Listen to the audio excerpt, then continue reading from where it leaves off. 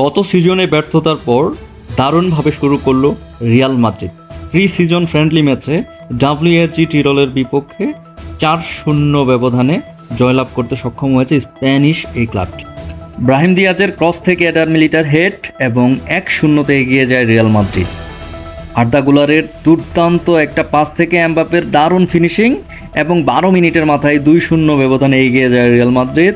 Mbappe দুর্দান্ত খেলতে থাকে এবং এই ম্যাচে 10 নম্বর জার্সি পরে এমবাপ্পের শুরু বলা যায় এবং সেখানে কিন্তু পরবর্তীতে 59 মিনিটের মাথায় আরও একটি গোল, এমবাপ্পের অসাধারণ ফিনিশিং।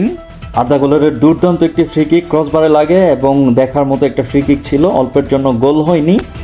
দুর্দান্ত খেলতে থাকা আর্দা গুলার অসাধারণ খেলেছে পুরো ম্যাচ জুড়েই। ম্যাচে ললিনের সেফটি ছিল দেখার মতো অসাধারণ।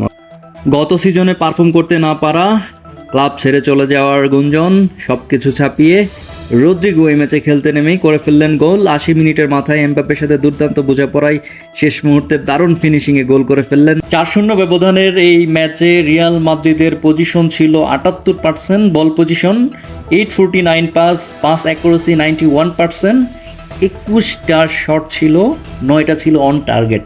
সো অনেকটা আধিপত্য বিস্তার করেই তারা জয়লাভ করতে সক্ষম হয়েছে এবং পরবর্তীতে এই আধিপত্য এবং জয়ের ধারা অব্যাহত থাকুক এই কামনা এবং প্রত্যাশা থাকলো।